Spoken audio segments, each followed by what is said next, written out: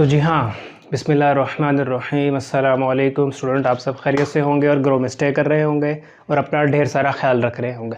आज जो टॉपिक हमने डिस्कस करना है वो एक एनालिटिकल केमिस्ट्री का भी है, इलेक्ट्रोकेमिस्ट्री का भी है, फिज़िकल केमिस्ट्री का भी है, जनरल केमिस्ट्री का बहुत इंपॉर्टेंट टॉपिक है आयोनिक एक्टिविटी या एक्टिविटी एंड एक्टिविटी कोफिशिएंट।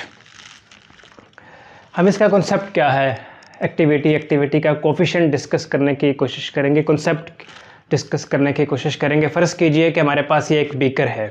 मैं ज़रा सुर्ख बॉल पेन ले लूँ। हमारे पास एक बीकर है, लैब में जो बीकर होता है, कंटेनर कह लें, कंटेनर ज़्यादा सूटेबल वर्ड है, बड़ा बीकर कह लें। इसमें 2 इलेक्ट्रोड लगे हुए हैं जिनको हमने बैटरी और एक एमीटर के साथ कनेक्ट कर दिया। इस बीकर में 0.001 मोल पोटाशियम क्लोराइड है और इसके साथ वाले बीकर में ज़्यादा मिकदार में 4 मोल पोटाशियम क्लोराइड है। अब यहाँ चूँकि 0.001 मोल पोटाशियम क्लोराइड है इन 1000 ml वाटर में, और यहाँ भी 1000 ml वाटर है।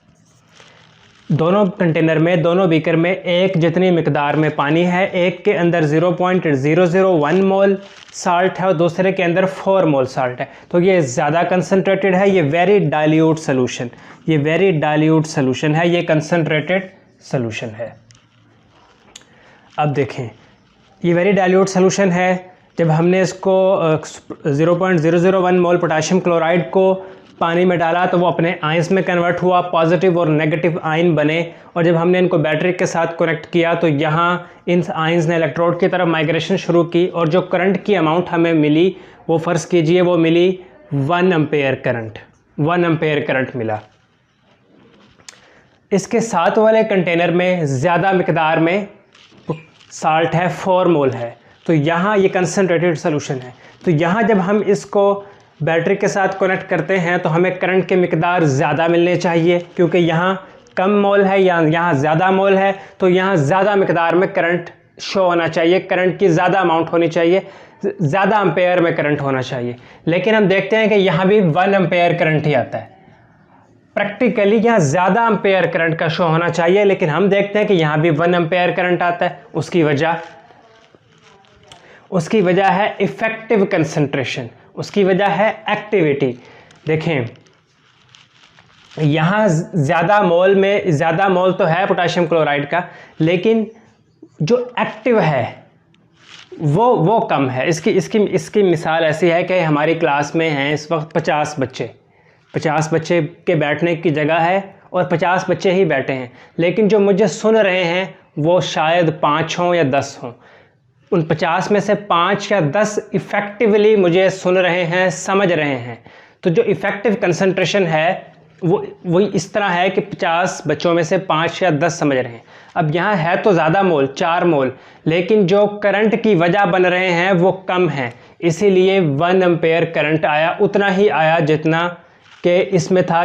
हालांकि यहाँ मोल भी कम थे, यहाँ मोल ज़्यादा थे, करंट ज़्यादा आना चाहिए था, लेकिन करंट फिर भी 1 एम्पेयर ही आया। उसकी वजह है इफ़ेक्टिव कंसंट्रेशन।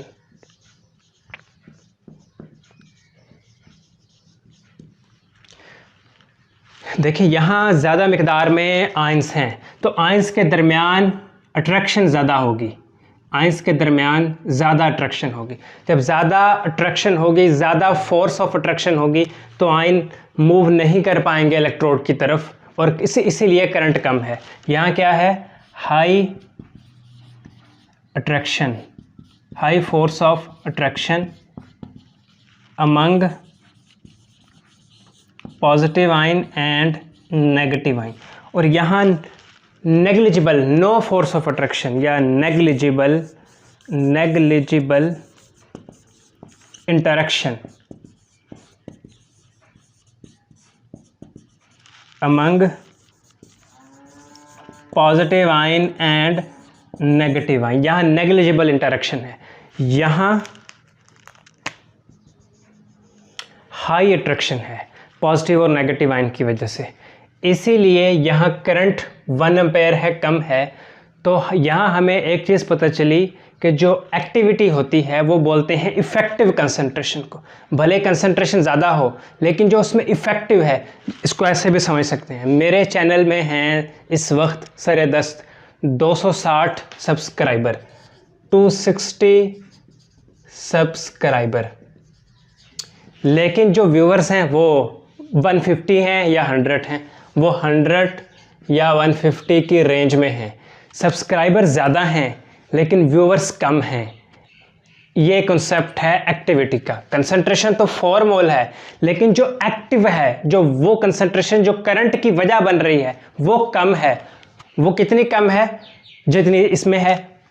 कंसंट्रेशन तो ज़्यादा है लेकिन जो करंट की वजह बन रही है वो हम लगभग होगी 0.001 मोल। तभी तो उतना ही करंट आ रहा है जितना कि इस कंटेनर में आया। जैसा कि 260 सब्सक्राइबर हैं लेकिन जो एक्टिव व्यूवर्स हैं वो 100 से 150 हैं। तो ये है एक्टिविटी का कॉन्सेप्ट। यानी कि जब 4 मोल कंसंट्रेशन है तो उस वक्त जो एक्टिविटी है वो है 0.001 मोल कह लें, मोलल कह लें, नॉर्मल कह लें, कंसंट्रेशन के यूनिट्स हैं। जब कंसंट्रेशन थी 4 मोल तो एक्टिविटी कितनी थी? जितनी इसमें थी। जब कंसंट्रेशन थी 0.001 मोल, इसमें कंसंट्रेशन है 0.001 मोल, एक्टिविटी भी 0.001 मोल है। जितनी कंसंट्रेशन है उतनी ही एक्टिविटी है, जितनी कंसंट्रेशन है उतनी ही एक्टिविटी है। ये होता है आइडियल सोल्यूशन जब कंसंट्रेशन बराबर हो एक्टिविटी के। यहाँ कंसंट्रेशन तो 4 मोल है लेकिन एक्टिविटी 0.001 मोल है, तभी 1 एम्पेयर करंट आ रहा। यानी कि जब 4 मोल कंसंट्रेशन है तो एक्टिविटी है 0.001 मोल। अगर 1 मोल कंसंट्रेशन हो तो एक्टिविटी कितनी होगी? तो एक्टिविटी कितनी होगी हम x से फाइंड करते हैं। 4 मोल कंसंट्रेशन है तो एक्टिविटी है 0.001 मोल, तभी 1 एम्पेयर करंट आ रहा। अगर 1 मोल कंसंट्रेशन है तो एक्टिविटी कितनी होगी? ये जो कितनी होगी, हाउ मच कितनी होगी, इसको हम बोलते हैं एक्टिविटी कोफिशिएंट। इसको गैमा से रिप्रेजेंट करते हैं, इसको हम बोलते हैं एक्टिविटी कोफिशिएंट। इसको हम गैमा से रिप्रेजेंट करते हैं। Gamma is activity coefficient.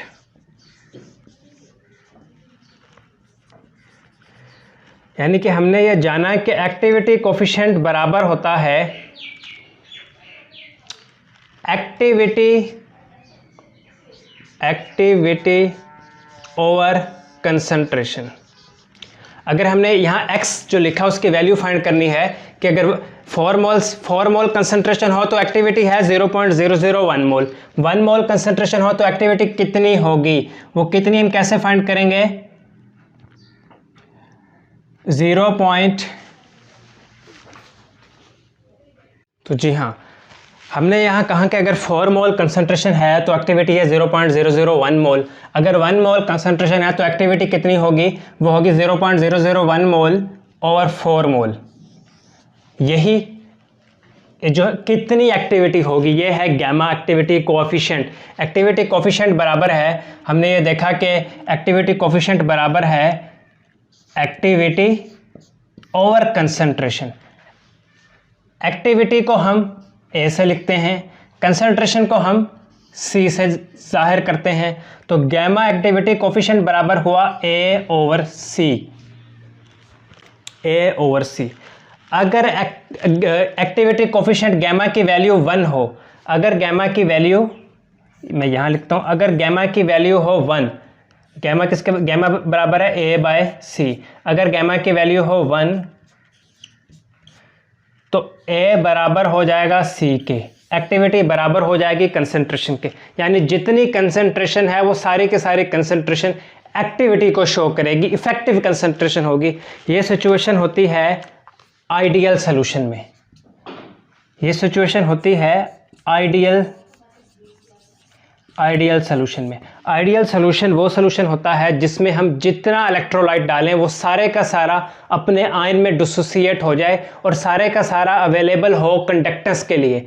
यानी जितनी कंसंट्रेशन हम डालें सॉल्यूशन में आइडियल सोल्यूशन क्या है, जितनी कंसंट्रेशन हम सोल्यूशन में डालें वो सारी की सारी अपने आयन में डिसोसिएट हो जाए और सारी की सारी अवेलेबल हो कंडक्टेंस के लिए, यानी एक्टिविटी बराबर हो जाए कंसंट्रेशन के, वो सोल्यूशन कहलाता है आइडियल सोल्यूशन।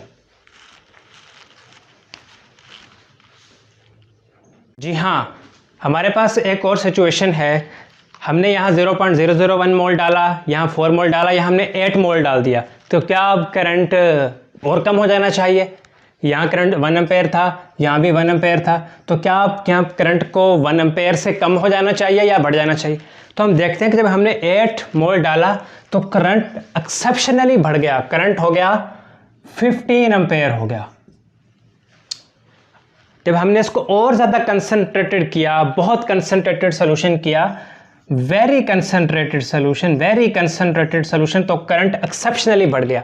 उसकी वजह यह थी कि जब हमने 8 मोल डाला तो यहाँ बहुत ज़्यादा पॉजिटिव और नेगेटिव आयन की रश लग गया, पॉजिटिव और नेगेटिव आयन की यहाँ बहुत ज़्यादा भीड़ हो गई, बहुत ज़्यादा मिकदार में पॉजिटिव नेगेटिव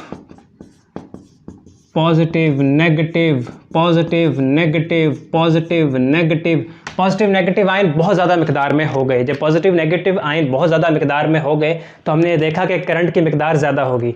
उसकी वजह ये थी कि जब हमने कंसंट्रेशन को बहुत ज़्यादा किया, अब देखें, मैं फ़र्ज़ कीजिए कि मैं एक कैटाइन हूँ, पॉजिटिव आयन हूँ, मैं क्या हूँ, एक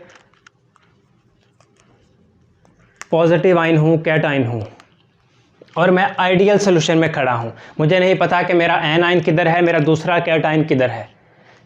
फिर फ़र्ज़ कीजिए कि मैं एक 4 मोल वाले कंटेनर में खड़ा हूँ, मेरे सामने मैं एक कैटाइन हूँ, मेरे सामने मेरा एन आयन है, मेरे सामने मेरा एन आयन है, तो मैं एक कैटाइन हूँ, ये मेरे सामने मेरा एन आयन है। एन आयन और कैटाइन आपस में अट्रैक्शन करेंगे, ठीक। यहाँ वेरी कंसनट्रेटेड सोल्यूशन में आ जाएं, मैं वेरी कंसनट्रेटेड सोल्यूशन में कर रहा हूँ, ये मैं कैटाइन हूँ, साथ ही मेरा एन आयन है, इधर से भी मेरा एन आयन है, यहाँ कैटाइन है, इधर मेरे साथ ही मेरा कैटाइन है, इधर भी कैटाइन है, इधर भी कैटाइन है, सामने एन आयन है, और मैं एक बड़ा तंग सा रश में खड़ा हूँ, बड़ी मॉब में बड़ा रश में खड़ा हूँ। जैसे ही मुझे इलेक्ट्रोड से करंट मिलता है तो मैं फ़ौरन, कैटाइन हूँ तो नेगेटिव इलेक्ट्रोड की तरफ जाऊंगा, मैं एन आयन हूँ, रश में खड़ा हूँ, बहुत तंग खड़ा हूँ, जैसे ही मुझे करंट मिलता है, मैं एन आयन हूँ, मैं फ़ौरन पॉजिटिव इलेक्ट्रोड की तरफ जाऊंगा और मेरी एक्टिविटी बहुत ज़्यादा हो जाएगी, आयन की मोबिलिटी बहुत ज़्यादा हो जाएगी टूवर्ड्स इलेक्ट्रोड। तो इसका मतलब है कि activity very increase, very greater, यानी कि एक्टिविटी ग्रेटर हो जाएगी कंसंट्रेशन से। कंसंट्रेशन 8 मोल थी तो एक्टिविटी बहुत ज़्यादा हो गई। यहाँ जो एक्टिविटी है वो लेस है कंसंट्रेशन थे। कंसंट्रेशन तो 4 मोल है लेकिन एक्टिविटी उतनी ही है जितनी कि इसके केस में है, तो भी 1 एम्पेयर करंट आ रहा। दोबारा देखें, जब मैं इधर खड़ा हूँ आइडियल सोल्यूशन में, मैं एक कैटाइन हूँ, मुझे नहीं पता मेरा एन आयन किधर है, मुझे नहीं पता मेरा दूसरा कैटाइन एन आयन किधर है, तो जैसे इलेक्ट्रोड को मिलेगा मैं इधर चला जाऊँगा नेगेटिव इलेक्ट्रोड की तरफ, मैं अगर एन आयन हो तो इधर चला जाऊँगा पॉजिटिव इलेक्ट्रोड की तरफ। यहाँ वेरी कंसनट्रेटेड सोल्यूशन में मैं भीड़ में रश में खड़ा हूँ, कैटाइन हूँ, मुझे नहीं पता कि मेरा एन आयन कैटाइन सारे मेरे साथ हैं, इधर ही कैटाइन है, रिपल्शन बहुत ज़्यादा है, इधर ही कैटाइन है, रिपल्शन बहुत ज़्यादा है, तो जैसे ही इलेक्ट्रोड से मुझे करंट मिलेगा मैं फ़ौरन इलेक्ट्रोड की तरफ दौड़ूंगा। रिपल्शन बहुत ज़्यादा है, repulsion is high, repulsion is high. Negligible interaction, repulsion attraction बराबर हैं in case of very dilute solution. Concentrated के सोल्यूशन में attraction is high, high attraction among positive and negative ion. Very concentrated के solution में repulsive forces is very high. तो ये था concept activity का। एक्टिविटी क्या है? Effective concentration. इफेक्टिव कंसंट्रेशन के कॉन्सेप्ट को हमने डिस्कस करने की कोशिश की और एक्टिविटी कोफिशिएंट के कॉन्सेप्ट को डिस्कस करने की कोशिश की। तो इस लेक्चर में आपको कुछ पूछना हो तो आप मुझसे पूछ सकते हैं। मैं शुक्रिया अदा करना चाहूँगा उस इंडियन यूट्यूबर का कि जिसने मेरी हेल्प की इस लेक्चर को प्रिपेयर करने में। अपना बहुत सारा ख्याल रखिएगा। अल्लाह हाफिज़।